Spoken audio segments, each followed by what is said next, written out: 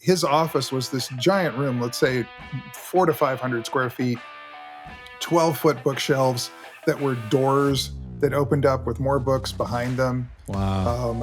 And just incredible library and everything. But it was this huge room, and it was hip high with loose paper. I mean, there was like a little trail that led to the place where his chair was behind his desk, and everything else was just piles and piles and piles of paper. And then there was a little trail that went to a sofa where he occasionally took a nap, but eventually the piles just took over the sofa, and so it was just sort of a dead end. And so after he died, one of the things that I did was sort through all of that and make sense out of it.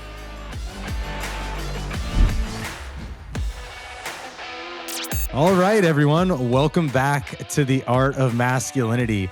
Today, we have Beau L'Amour with us on the show today. Did I say that correctly? L'Amour? Yeah. L'Amour? Yeah. Close.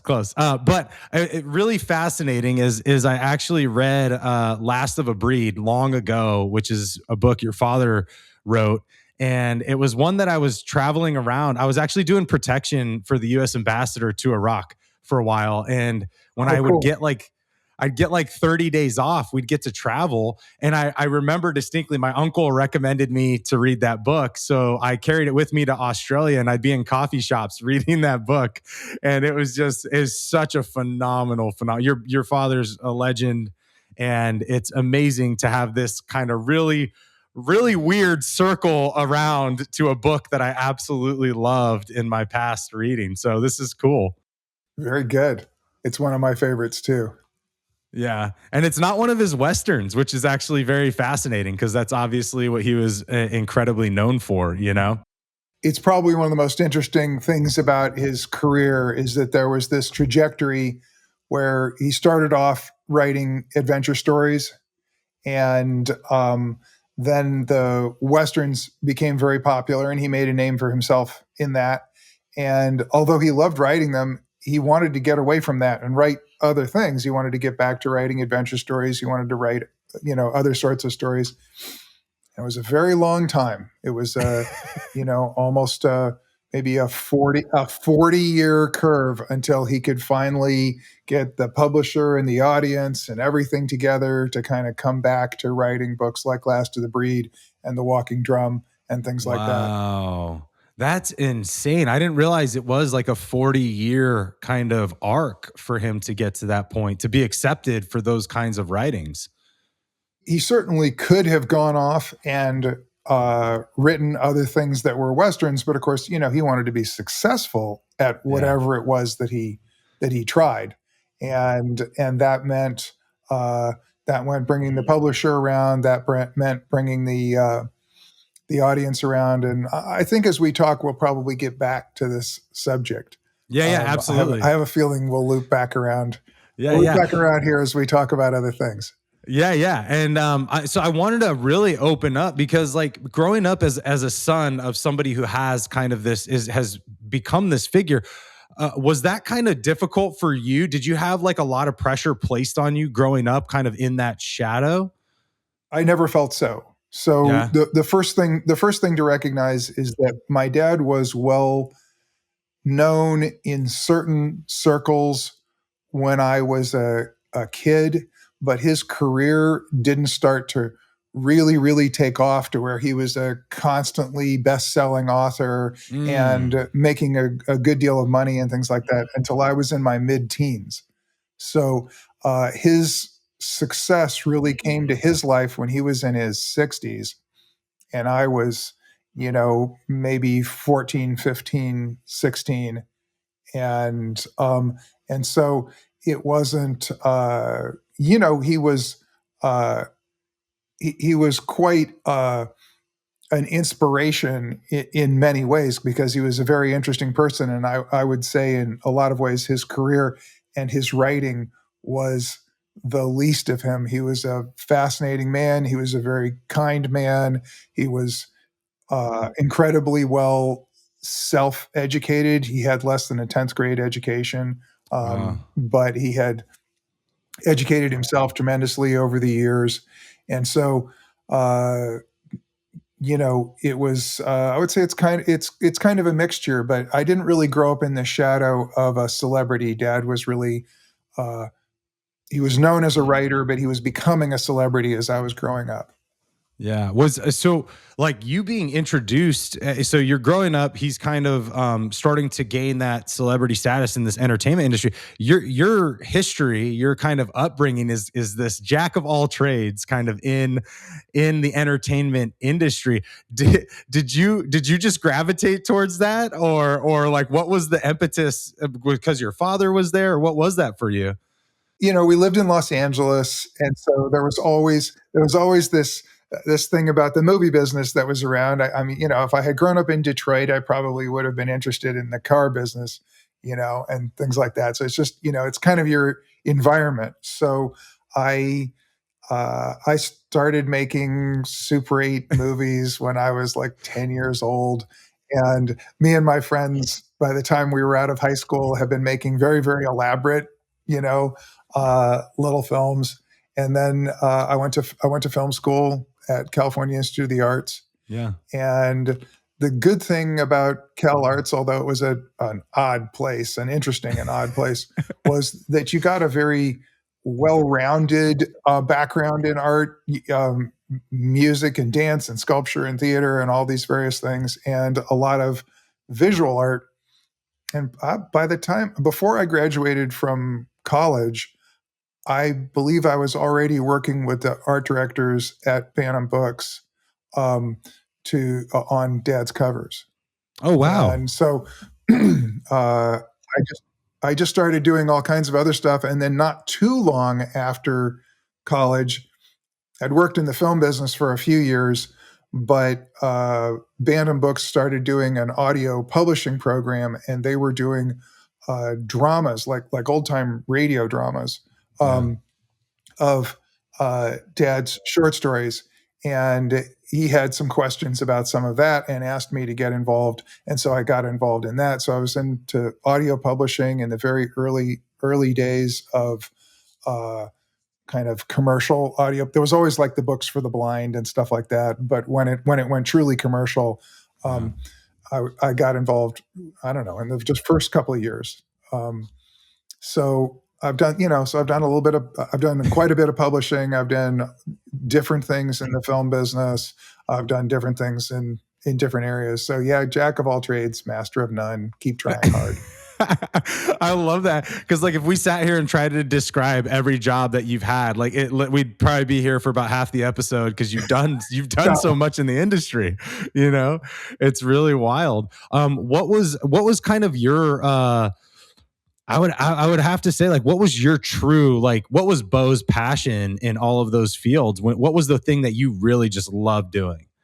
It certainly started off being film, Mm. and but I gotta say, very quickly, if I could make money, like real money, doing the um, the audio dramas, um, it that was just so much fun, and it was uh, it was just a really really terrific business, and I loved writing the scripts and working with the actors and recording the sound effects and working with the musicians and stuff like that. It was sort of like working in the film business, but with all the drama and problems taken out of it.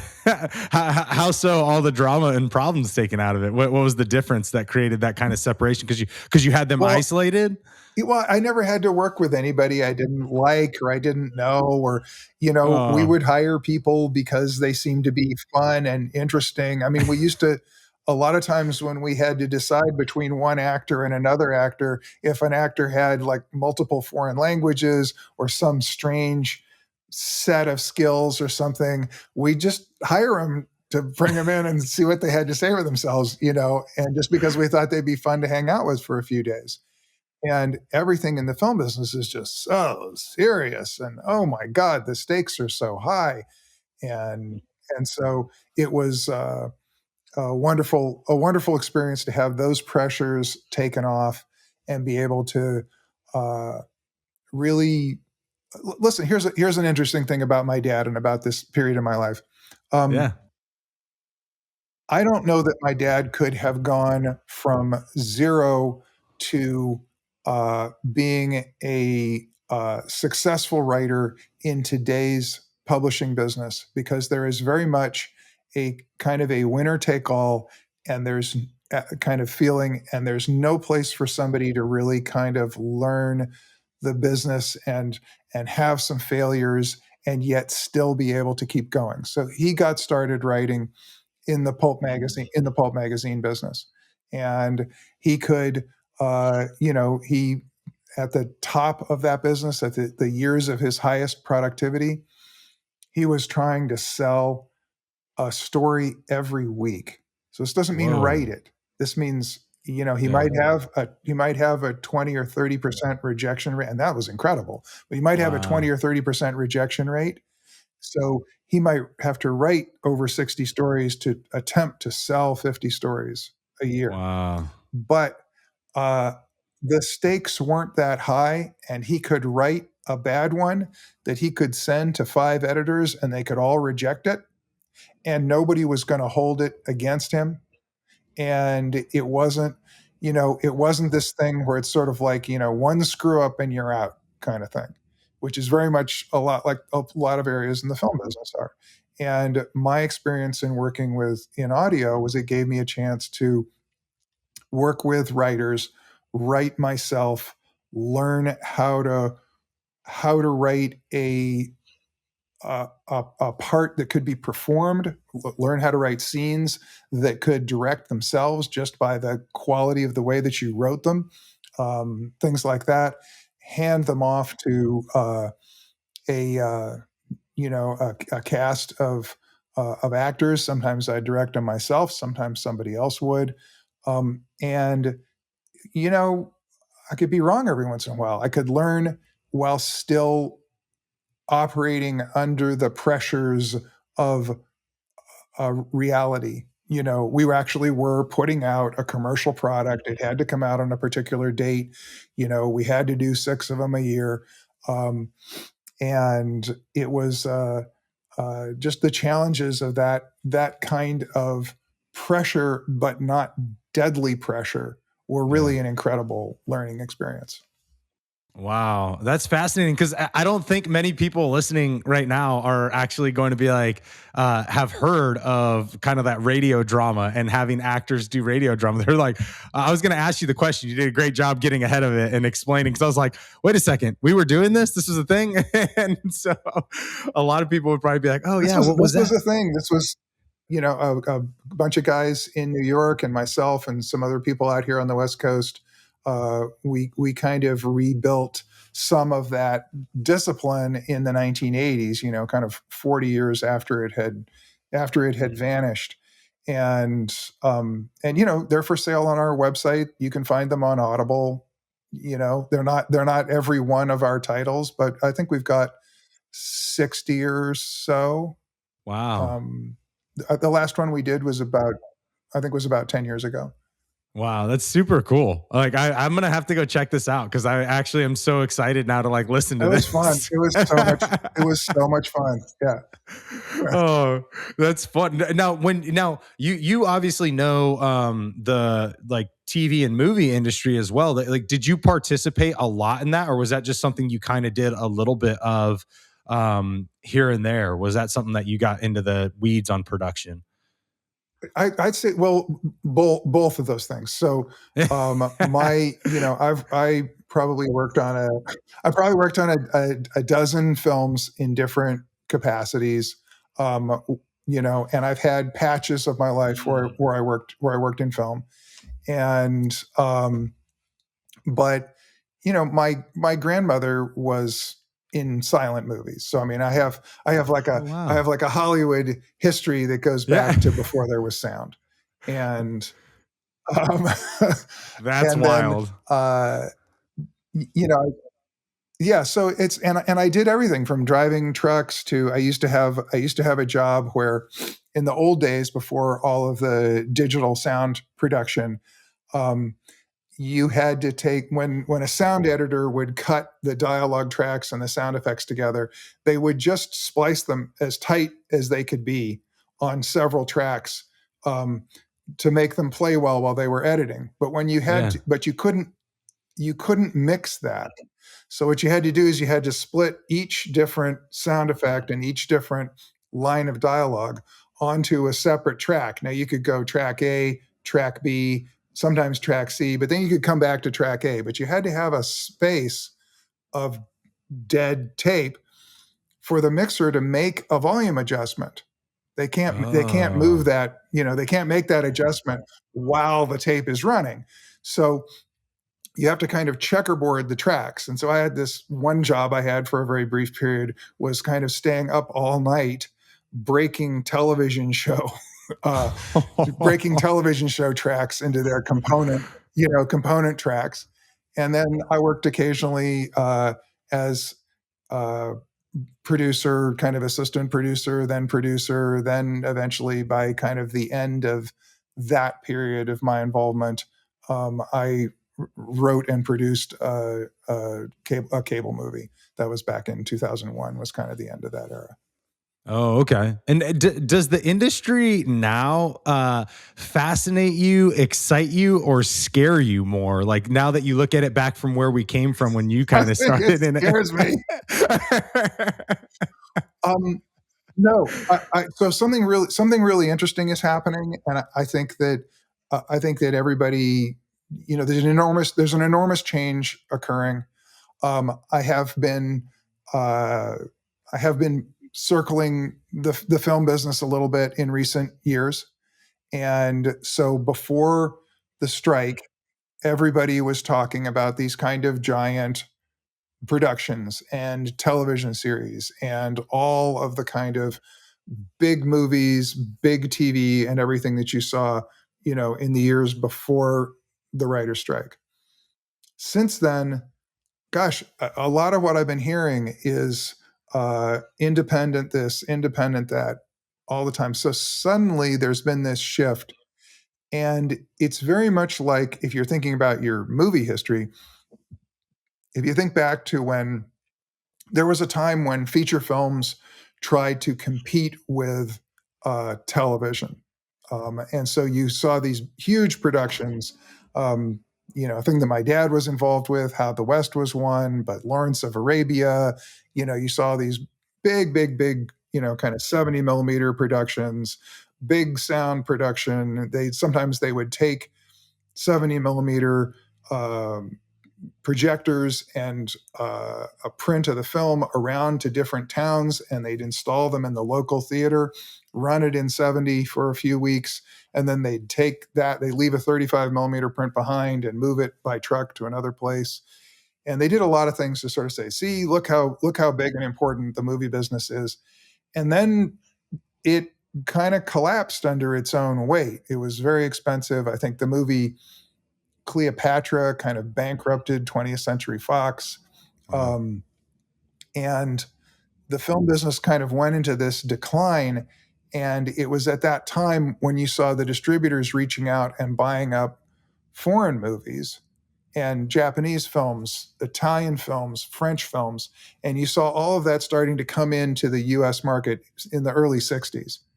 And then that era turned into more of a American independent era, where then we were going over to Europe and shooting films. I mean, would be, a couple of years later, you had the era of the spaghetti westerns. People think of the Clint Eastwood Yeah. movies, Yep. but there were many of them. There were probably like 300 American or semi-American Western productions shot in Spain in that Wow. era.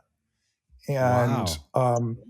and then it eventually, we had the era of the great independent or semi-independent productions that lasted all the way till the end of the 1980s. And then the studios began kind of taking over again. And so there's sort of a cycle, and we're in the traumatic early stage of one of those cycles right now, I think. Okay. And that's going back to independent films is what you're seeing. I think so. Yeah. There is a lack of leadership right now. There is a sense that nobody knows what to do, and there's a sense that lower budget and uh, I think perhaps allowing people to do many different things. I think it feels like it's becoming a time for experimentation, whether people like that or not. There has to be experimentation to sort of reorient to how the audience is going to interface with the business. Well, it's super interesting to hear you say that, because I think of a lot of different things, kind of, I think almost, I would say Western, like in Western civilization society, but also kind of globally, people are getting back to kind of the fundamentals of things, kind of like the older day simplicity of things in a lot of ways, because we're so technologically advanced. I hope so. And you That'd look be at, great. yeah, well, I feel like I'm seeing that. You know, my wife and I try to do that in a lot of different ways in our lives. But you see this, and so I hear you Yeah. say that, and you watch these big productions, and most of it's done on green screen, most of it's done in like one building, and it's not even outdoors, and it's not even in an environment. And you think independent films, they're just using the environment around them, they're taking them to real life locations, and doing that. And that to me is very appealing, if that's where I see where we're kind of going, right? And not having big production behind that, and allowing them to get to this kind of simpler way of filming again, right? Like, am I hitting the kind of like where you're thinking they're trying to take it? I don't know. I don't know. I think everybody's going to be figuring it out. Oh, I definitely think that there's going to be more. There's probably going to be more AI moving its way into the independent world because it's going to be a cheaper way of doing things. But I'm not sure. sure. And I'm not the great expert on films. I've just because of my dad, because of people that were in my family and my extended family, uh, I have just a touch of this institutional Yeah. memory, so to speak, about these particular cycles. And it's the same thing. There's very similar things happening in publishing, and so I can say, not my first rodeo. Exactly.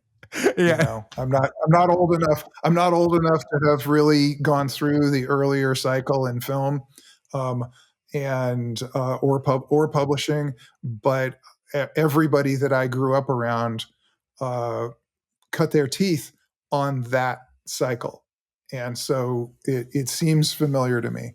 It seems familiar to the stories from my childhood. Yeah, it's super fascinating to have that conversation with you, just because you've been around the industry for so long, to be able to see kind of the progression even from growing up to now. And you mentioned publishing, and that's also fascinating too, because you're obviously heavily in the publishing arena right now. And like, do you feel that AI is gonna kind of uh, water down literature moving forward? Okay, so my feeling is I don't know enough. So what I know about AI suggests that it can only copy. Okay. And so it may be able to copy incredibly small segments and then move them around and reorganize them into something that seems somewhat unique. But uh, it seems to me it's kind of the mediocrity machine. Now, everybody in the business of entertainment really wants to be making toasters. They'd like to be in the small appliance business. They don't want to be doing anything that's experimental. They don't want to be taking all of those risks. And so will they like the idea of AI? Yeah, but I mean, we've just come out of a period of gigantic movies and the end of a wonderful period in television where the wonderful stuff became so incredibly predictable and rote, it might as well have been being made by AI. And people haven't been liking it that much. So I don't know. I do think that there will be a situation where uh, various creative people will hand, in my opinion, the way that this will work and be slightly useful will be to hand smaller problems to AIs, not create a story, Uh-huh. but I have this issue and this issue. These people have to relate to one another. and there's a research aspect. Okay. And so it's like, I need this and this, and this guy needs to know an awful lot about rocket propulsion in the early 60s. Okay. Um, Oh, write me, write me a dialogue scene. And then the AI pulls a bunch of stuff together and it's a pile of crap. But a good writer can say, oh, okay, so now I see where I've got these things. Please give me your sources, you know? And it's almost like it's almost like having somebody that you can kind of uh, knock an idea around with, except hopefully we've certainly seen these cases of AIs giving bogus sources, so that's yeah, really dangerous. yeah, But um, once things like that get solved, you probably can come up with a way of working with it that's pretty good. I've been experimenting with some different software programs for AI programs for creating illustrations and like comic book type stuff. And I don't see anything at the moment that's particularly. You can say, make me a comic book on this particular story, and like toss it off to the AI, and the AI comes back with a terrible, yeah. a terrible product. Okay. Um, but in the future, if you could work with it like you could work with another person, in other words, you're not expecting it to do everything. You could say, oh, what I would really like to do is I want to do this and this and on that, and I would really like this character to look different in these particular ways. Give me a 360 of this character. Give me 4 different outfits.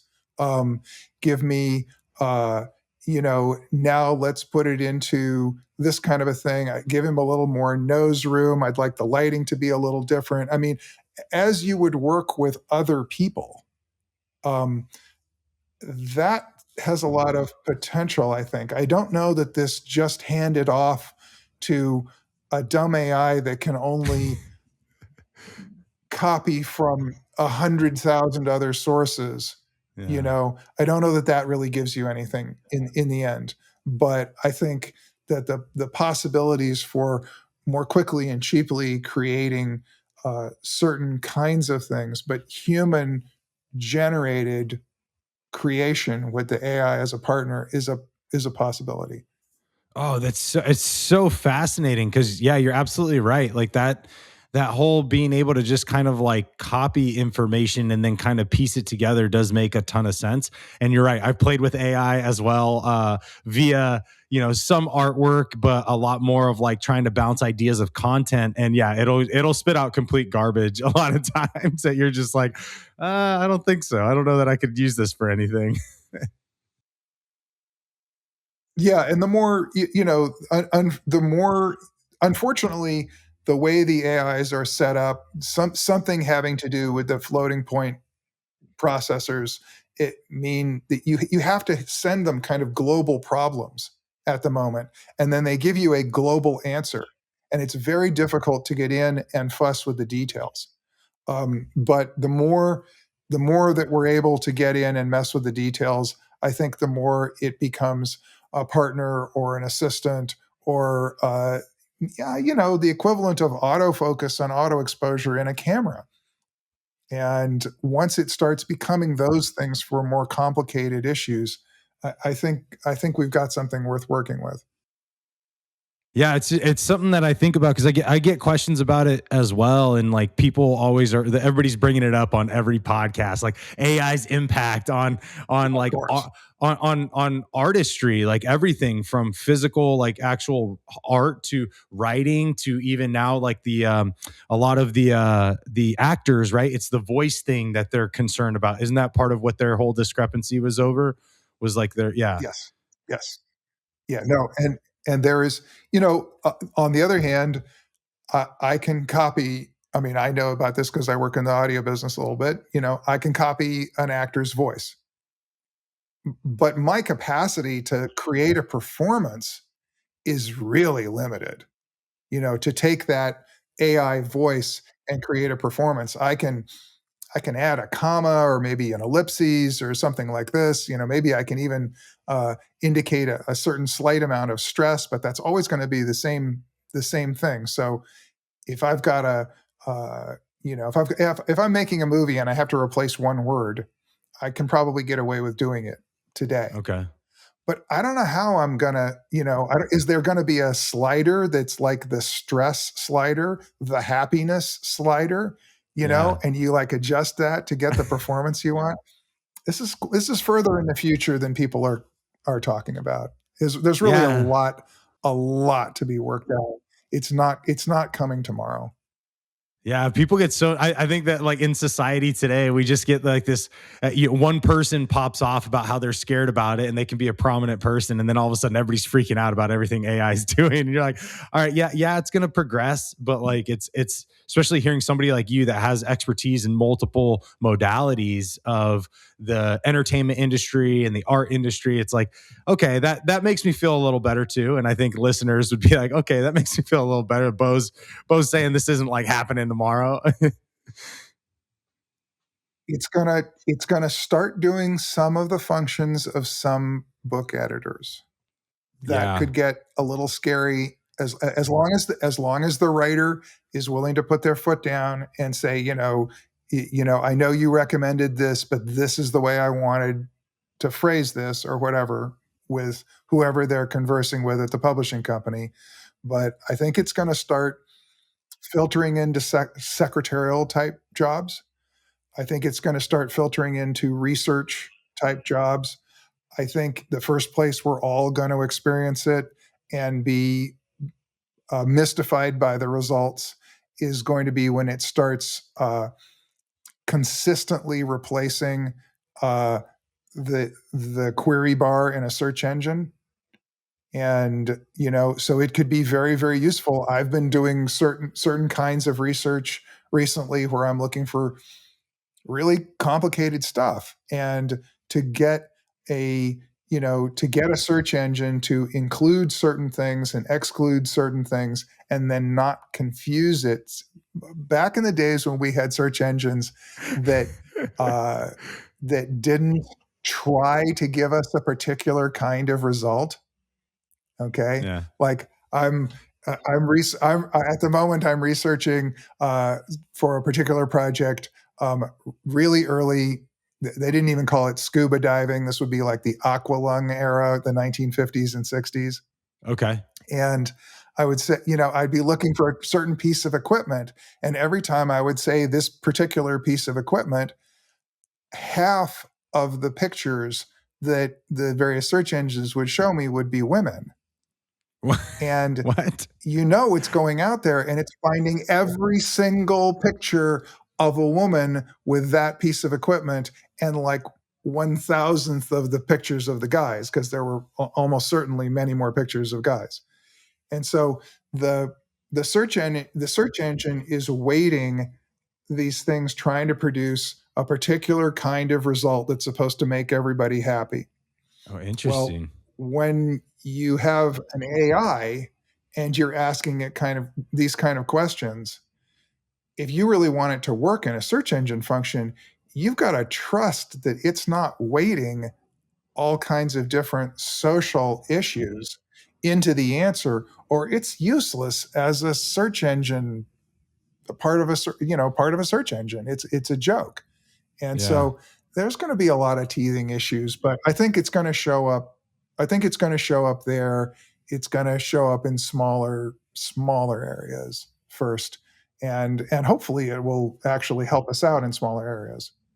Yeah, I see that too. And the search engine thing's a real problem, to my opinion. The fact that they've conditioned that to have kind of that weighted value for Yeah, what they want to share. I don't really enjoy that. I use certain search engines that don't do that necessarily, to try to get a better kind of objective picture of certain things or what I research I'm thought I doing. was too. Oh no, did you get proven wrong? I thought I was too. I, I, I don't know. I didn't. I was not.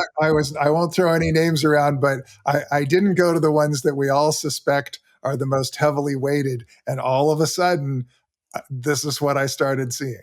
Oh, don't tell me this, Beau. Man, you're like breaking my dreams. What's particularly funny.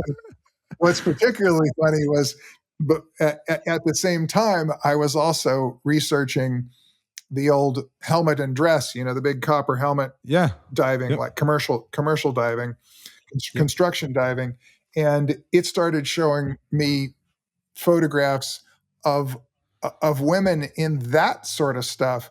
Now, I happen to have had a commercial diving rig on at one time. It's 180 pounds. Yeah. Okay. The whole thing. I mean, when you're in the water and the suit's got a little buoyancy in it, it's no deal at all. But when you're getting in the water, it's 180 pounds of stuff. Mm-hmm. And the number of women who have worn that and, done that kind of work or done it recreationally, it's really not much of a recreational experience, is limited. And so, like I said, I'm sure it was showing me every single photograph of a gal in that kind of, setup, because I don't know how many there could be. Yeah. I mean, you see a few of them and you kind of go, of course. Like one of the first ones that came up was Amelia Earhart. Yeah. In a diving rig. And I was like, yeah, I could see her doing that. She's exactly the kind of woman that would do something like that. Yeah.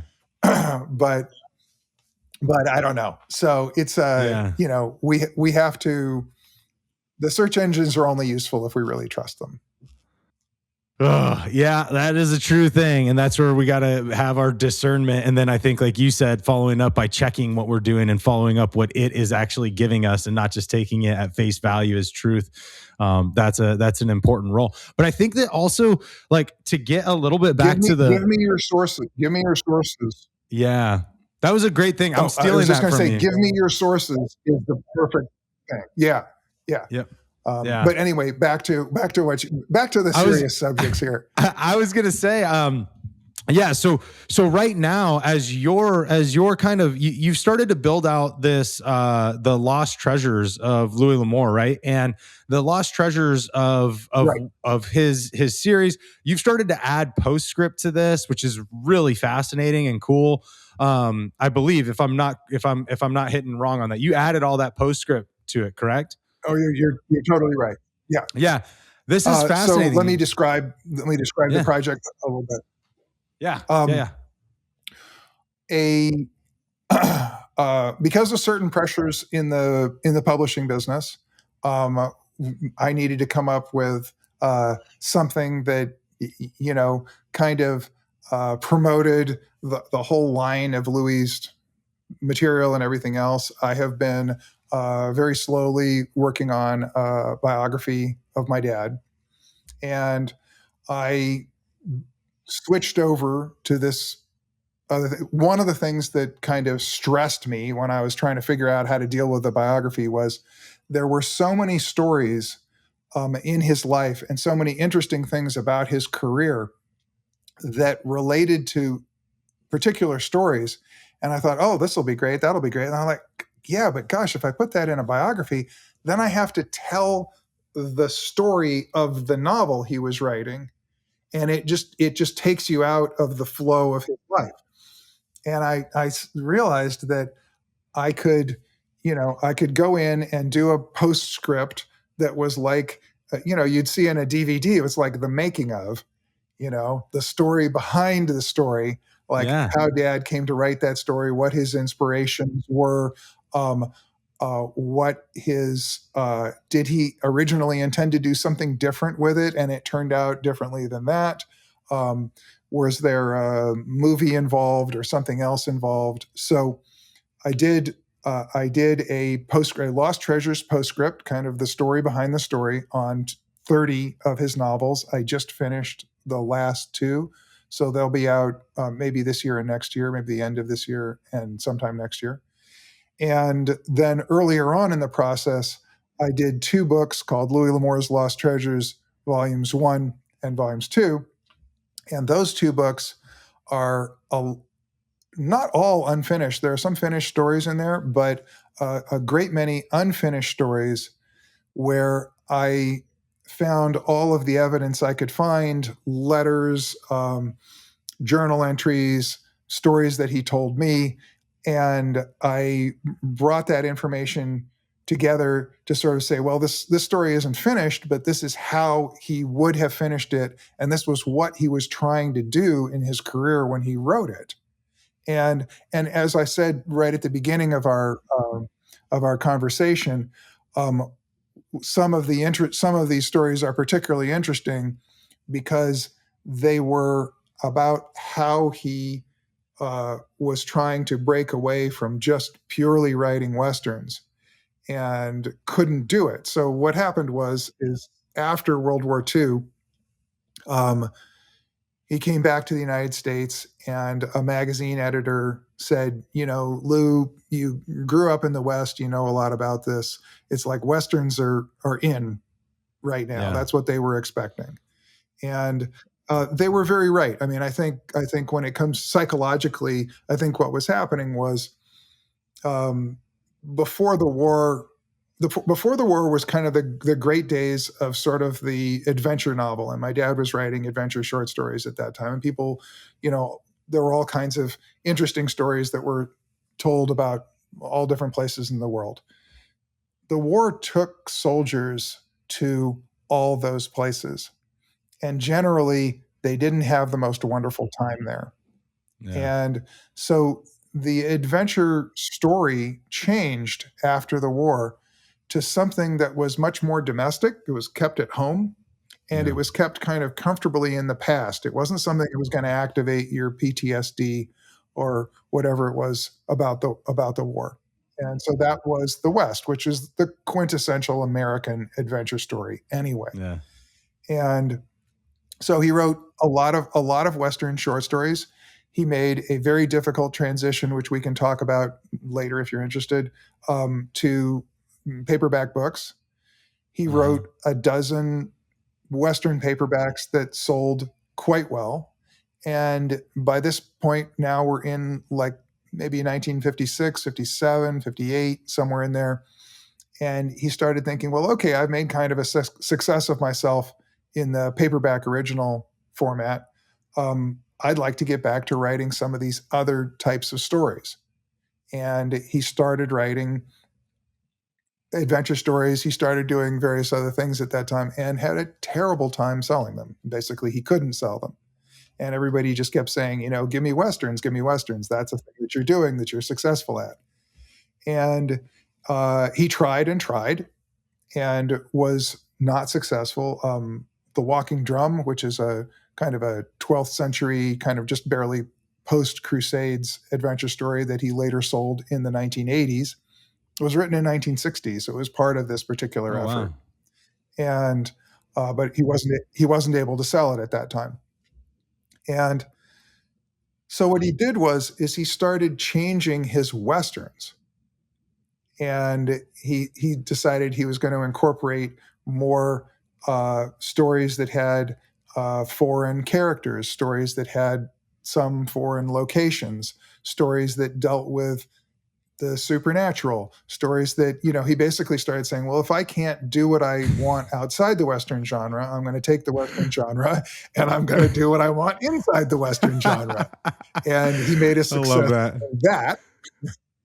And then finally was able to sell The Walking Drum and write Last of the Breed and write Haunted Mesa, which is sort of science fiction, and do those other things right in the last few years of his life.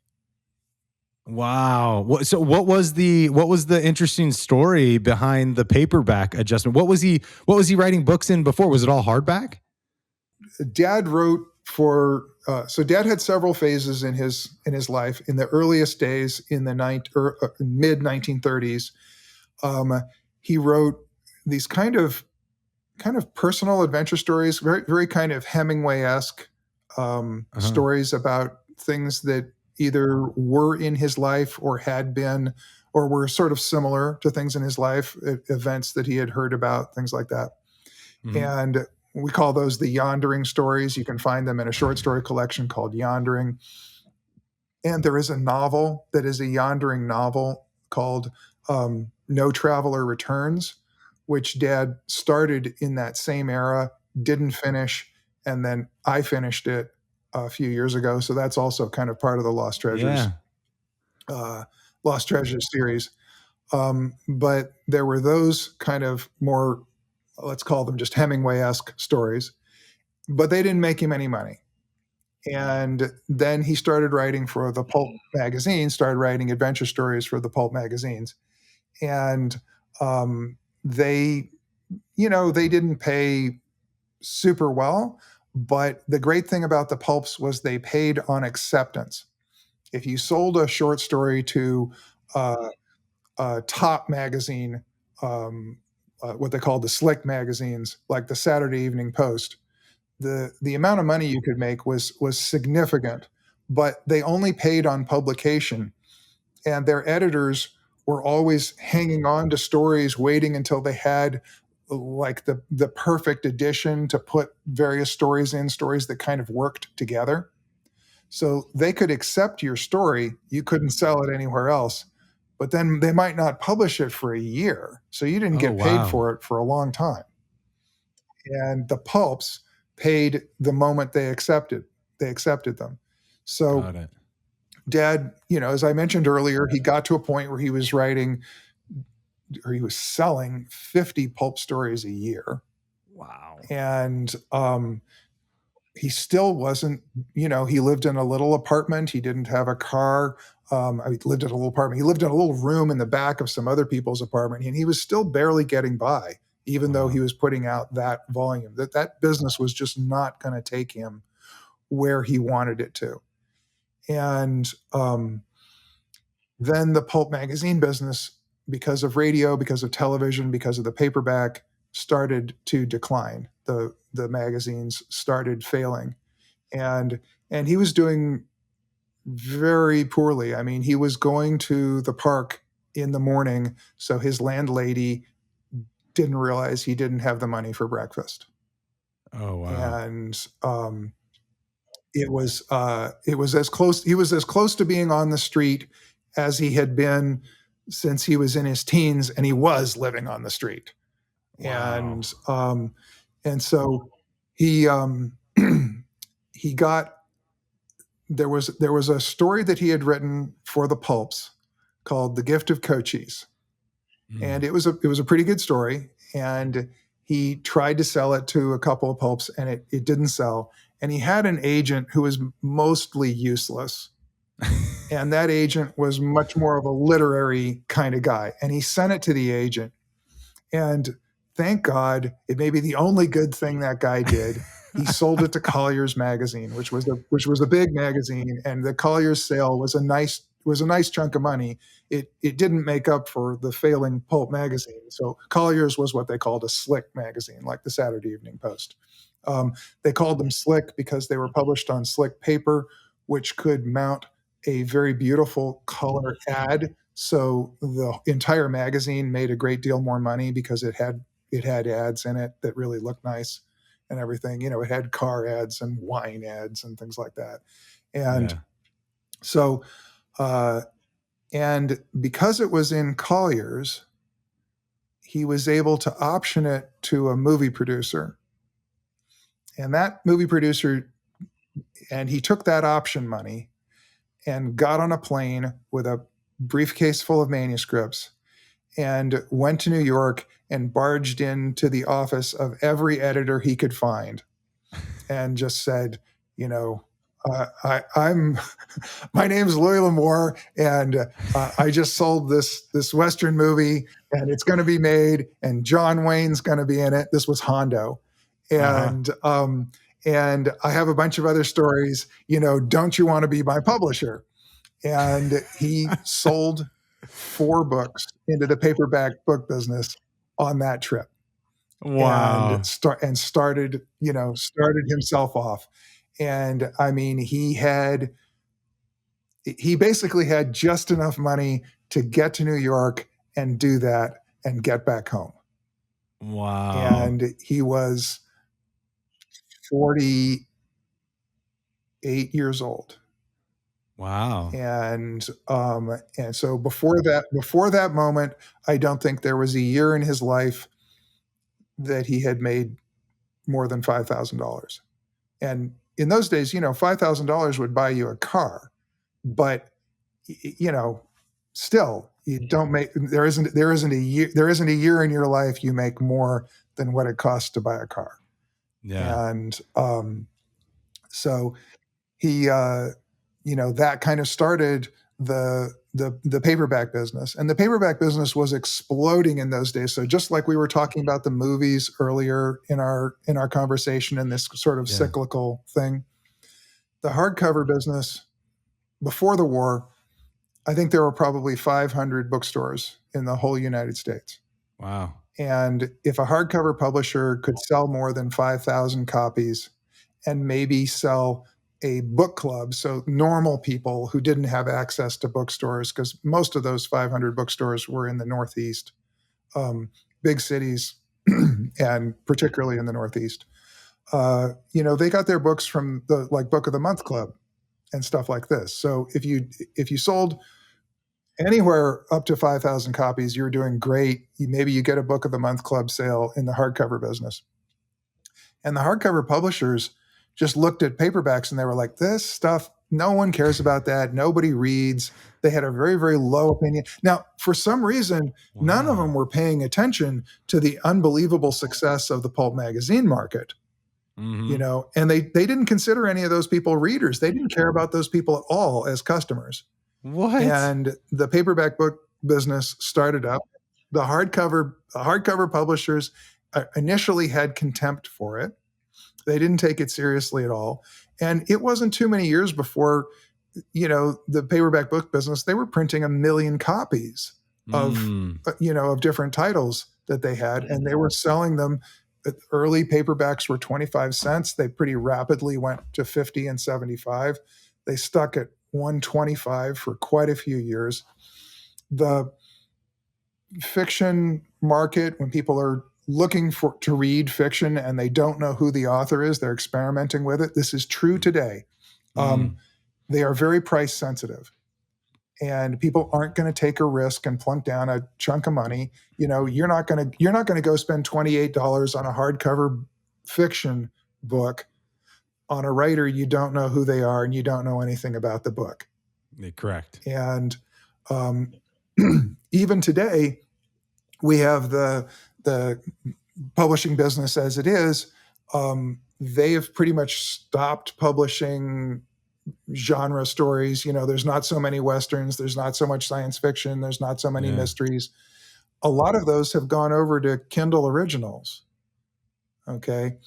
And the Kindle, this may be a little bit old news because I haven't really caught up with everything I know about electronic publishing real recently, but not very long ago, the Kindle original, I'm not talking about like our books, which are published in hardcover and paperback and also an electronic version on the Kindle.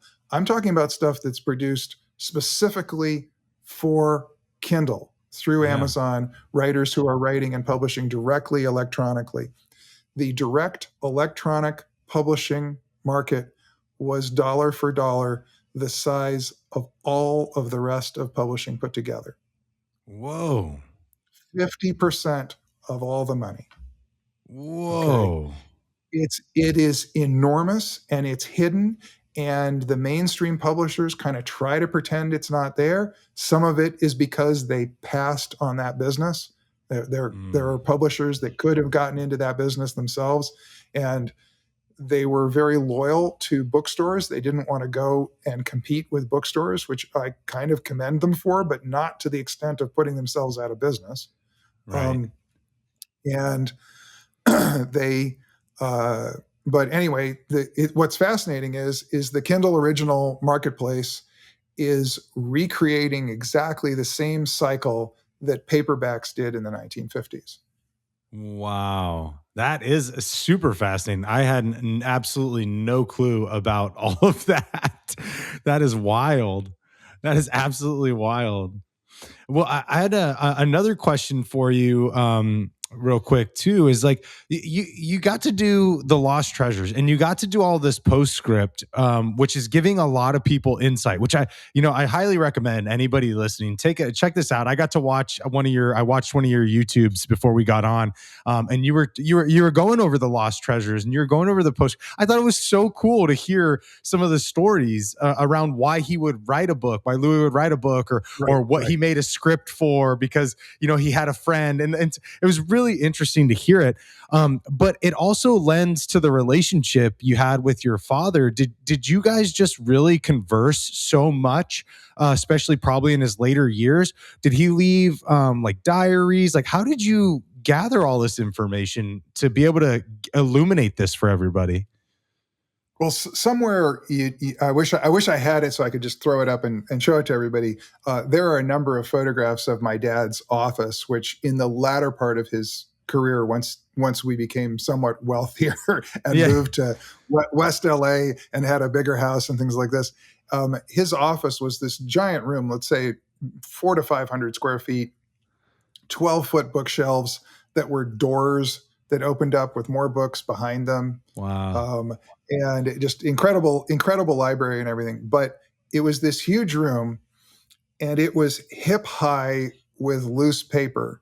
I mean, there was like a little trail that led to the place where his chair was behind his desk, and everything else was just piles and piles and piles of paper. And then there was a little trail that went to a sofa where he occasionally took a nap, but eventually the piles just took over the sofa, and so it was just sort of a dead end. And so after he died, one of the things that I did was sort through all of that and make sense out of it. And in there were incredible journals and amazing correspondence and things like this. But I also had a really terrific, and I mean, I think this very much comes back to the theme of, your entire effort. I had a terrific relationship with my dad. He was 53 when I was born, so he was kind of grandfatherly age almost.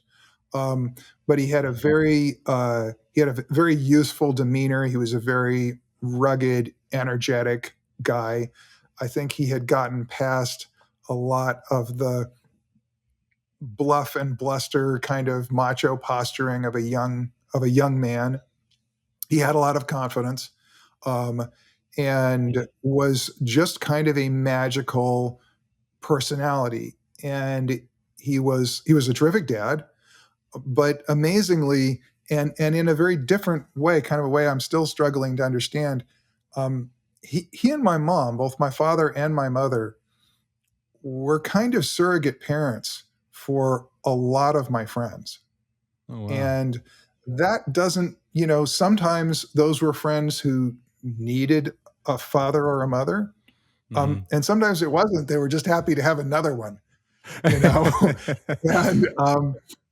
they, both of them really had their heads on straight. And this is remarkable. I mean, I grew up in West Hollywood in the 1960s. I mean, this was like Haight-Ashbury or the East Village. It was as wild an environment as you can imagine. And my parents had this incredible balance where they weren't beatniks, they weren't hippies, but they also weren't so square that nobody could identify with them, Yeah. And they just they were I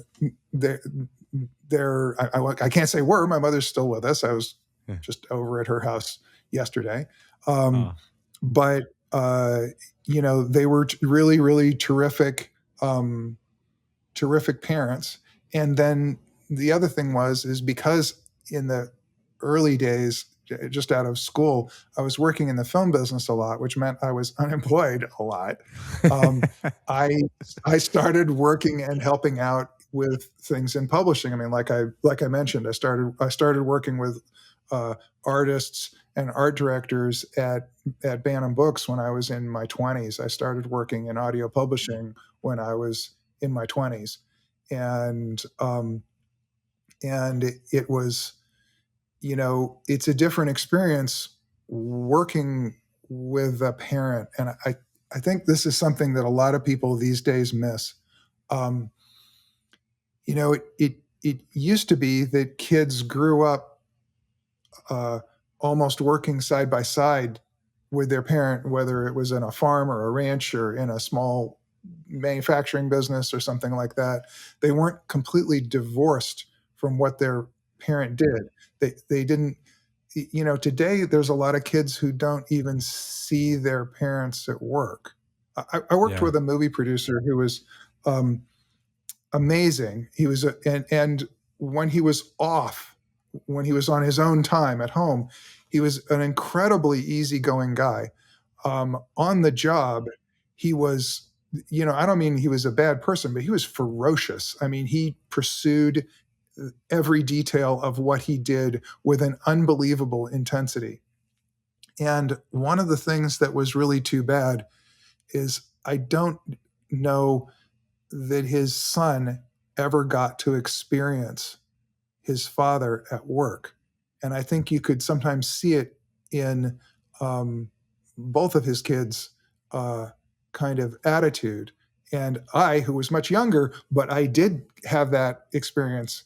I was sort of like, yeah, this is somebody who I don't know that I necessarily even want to do business like he was doing business, but it was definitely a learning experience, and I wish his kids had been able to. He's passed away now, but I wish his kids had been able to see that, and because uh, I just always felt that they needed to know that their father was an extremely intense, focused man, and uh, to not just accept his work as something that was completely remote from their own lives.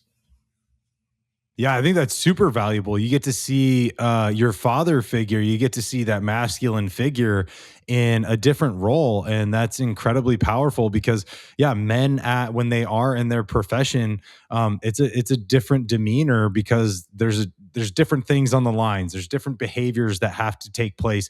And for children to see that, I grew up watching my father be a mechanic. I was working in the garage with him. He did that in front of us. I grew up next to him in the 80s. It was the same thing. And I definitely agree with you. There's a lot of potency to seeing a father figure doing those things and to seeing their work ethic as well. There was no day in my childhood that I did not wake up to my father already typing. Wow. Okay. Wow. Every day, 7 days a week. Now, some of that was his great dedication to that.